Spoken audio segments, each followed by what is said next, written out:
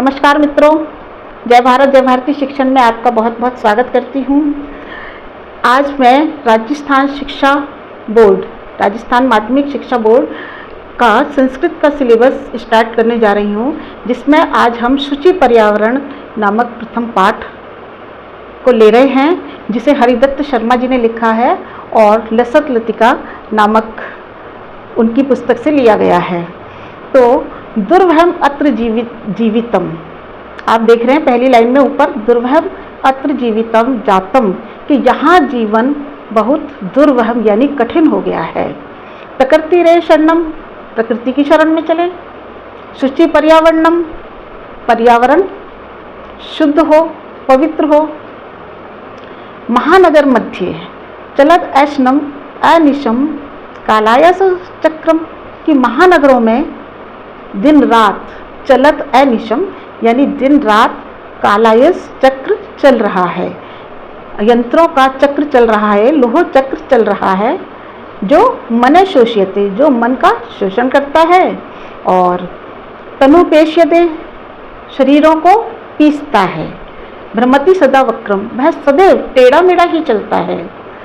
दुर्दांतैर दशनैर अमुना स्यान्नेवे जनग्रसनम, कि इसके दुर्दांत भयानक दांतों के द्वारा स्यान ने एवे ना ही होवे जनग्रसनम, जनता का विनाश। शुचि पर्यावरणम, तो हमारा पर्यावरण शुद्ध हो। तो आइए अब हम संधि कार्य देख लेते हैं।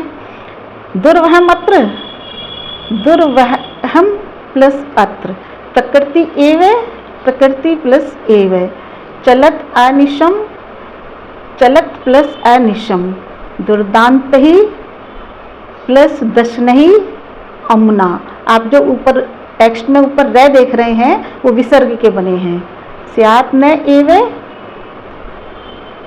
स्यात तय का न बना है, स्यान न एवे, एव। तो इसका अन्वय देख लेते हैं। अन्वय क्या होता है, थोड़ा हम समझें इस चीज को। कविता के हिसाब से, कविता में जो शब्द सेटिंग होती है, उन शब्दों की सेटिंग को गद्य में, फ्रेजेस में लिखने के लिए जब सेट किया जाता है तो उसे अन्वय कहते हैं। तो हम इसका अन्वय देखते हैं। अत्र जीवितम दुर्वहम जातम, प्रकृति एव शरणम, पर्यावरणम शुचि, स्यात् हम जो देख रहे हैं कोष्टक में, उसका अर्थ है हो। महानगर मध्य कलायस चक्रम, महानगरों में, यानी जो हम उसमें देख रहे हैं कलायस चक्र आ जाएगा इसके बाद। महानगर में कलायस चक्र अनिशम, दिन रात चलता है। मने शोष्यते तनुम पेष्यत, ये ऐसे कैसे रहेगा। सदा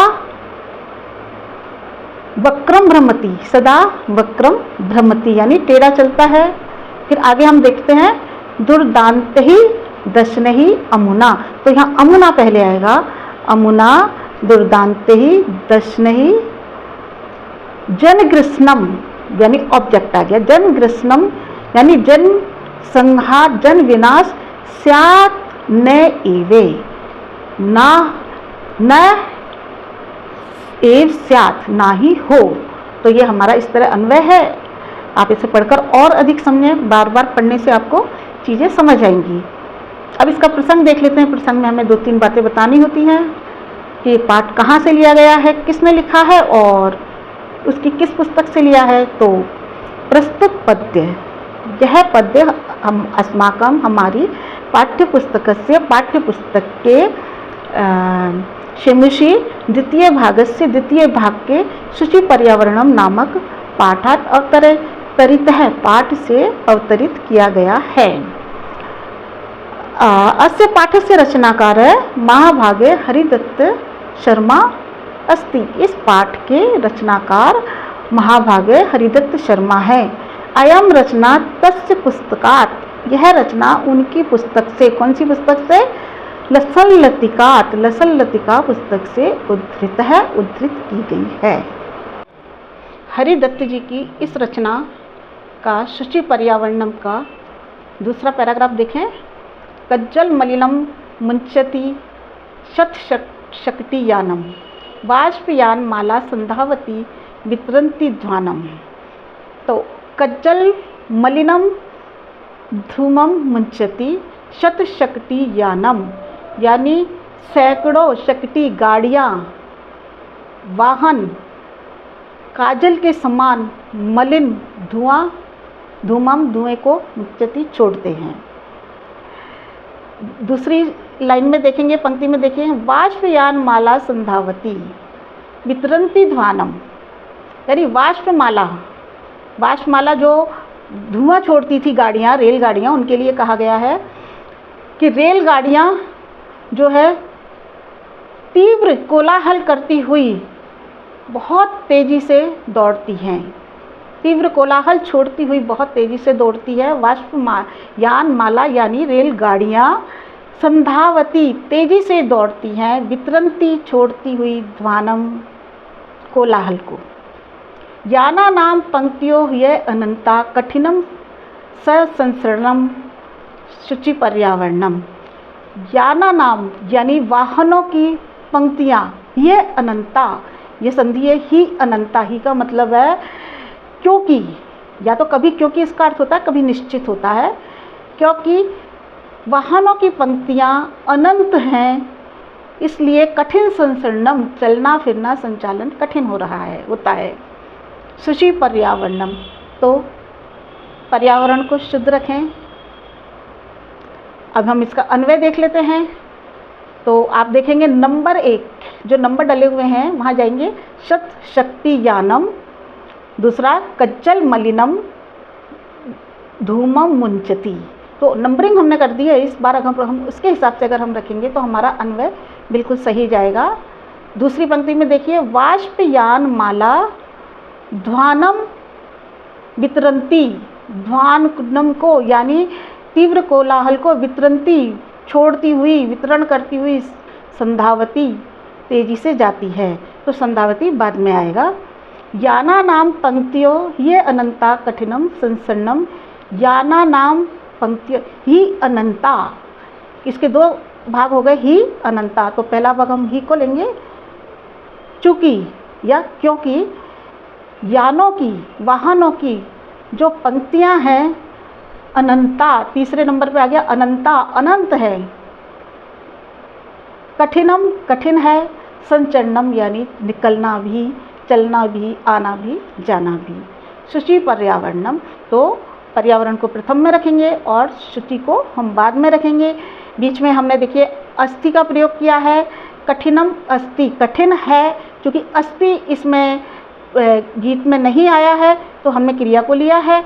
और शुचि पर्यावरणम स्यात्, स्यात् भी इसमें नहीं आया है, यानी होना चाहिए या हो, तो स्यात् को हमने जो है कोष्टक में इसलिए रख दिया है, क्योंकि किसी भी वाक्य के अंत में क्रिया तो होती ही है।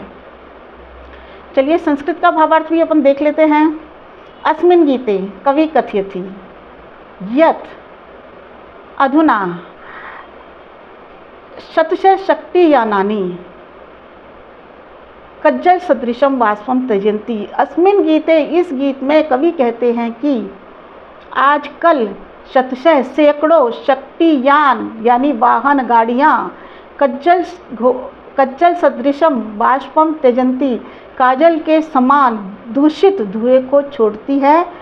और वाष्पयानान यानी गाड़ियाँ, रेलगाड़ियाँ की पंक्ति, रेलगाड़ियों की पंक्ति कोलाहल करती हुई, शोर मचाती हुई, तीव्र गति से धावती, भागती हैं।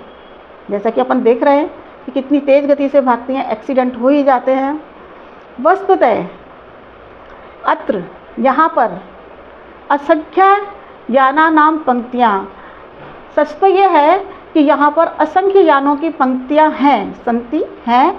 अनेन संचलनम कठिनम संजाते, इसलिए यहाँ पर आना जाना कठिन हो गया है। तो मित्रों, आगे इस शुचि पर्यावरणम नामक पाठ के और भी पदों का अर्थ हम बताएंगे। आप हमारे साथ बने रहिए और चैनल को सब्सक्राइब कर लीजिए, ताकि आपको संस्कृत का ये ज्ञान, संस्कृत भाषा का ये सुंदर कार्य और आपके कोर्स को पढ़ने में संस्कृत के लिए जो सुविधाएं चाहिए वो आपको मिलती रहें। जयतु संस्कृतम, जयतु भारतम।